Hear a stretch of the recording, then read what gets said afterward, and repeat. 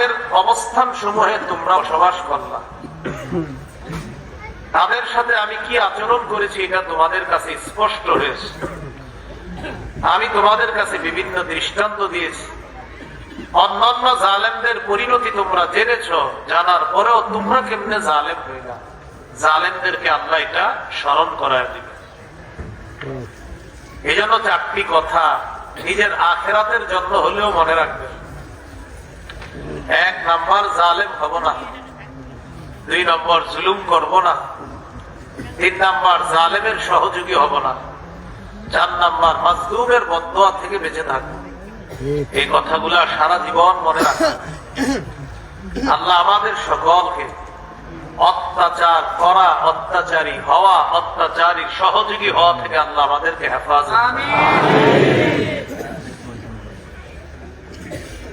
সূরা নাহলের 90 নম্বর আয়াতে আল্লাহ বলেন, ইন্নাল্লাহা ইয়া'মুরু বিল আদলি ওয়াল ইহসান ওয়া ইতা'i যিল কুরবা ওয়া ইয়ানহা 'আনিল ফাহশা'i ওয়াল মুনকারি ওয়াল বাগই।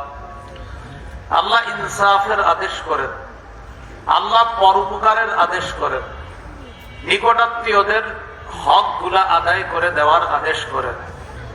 আল্লাহ অশ্লীল কর্ম কাজ থেকে নিষেধ করেন, অপছন্দনীয় কাজ থেকে নিষেধ করেন, সীমা লঙ্ঘন, জুলুম থেকে আল্লাহ নিষেধ করেন।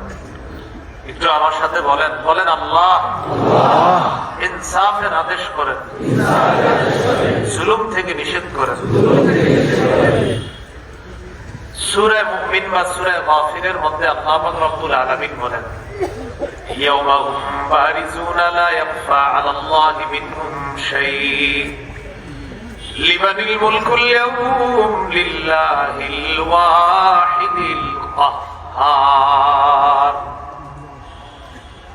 সেদিন সব প্রকাশ পেয়ে যাবে, সবাই প্রকাশ্যে আসবে, কারো কোনো কিছু গোপন থাকবে না। সেদিন আল্লাহ ঘোষণা করবেন, বলো আজকের রাজত্ব কার।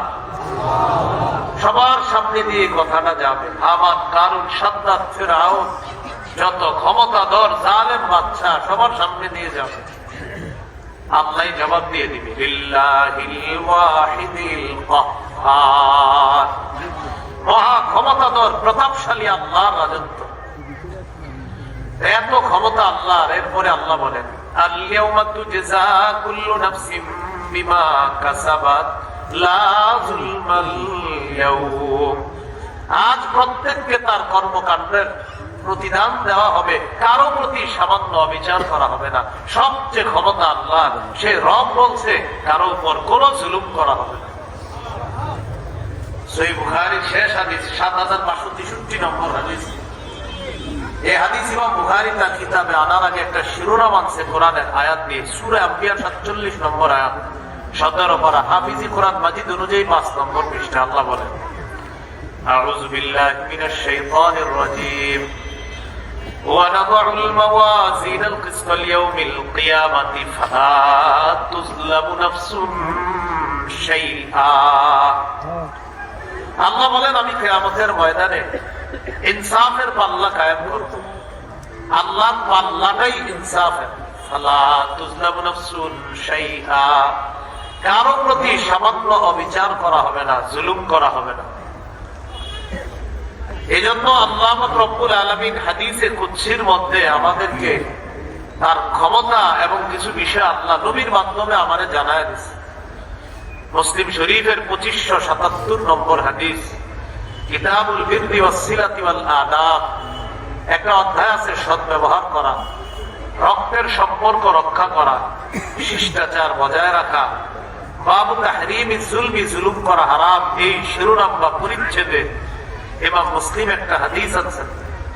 হাদিসের বর্ণনাকারী আবু যর গিফারি রাদিয়াল্লাহু তাআলা, নবীজি আল্লাহ থেকে হাদিসটি বর্ণনা করে আমাদেরকে জানিয়ে দিয়েছেন।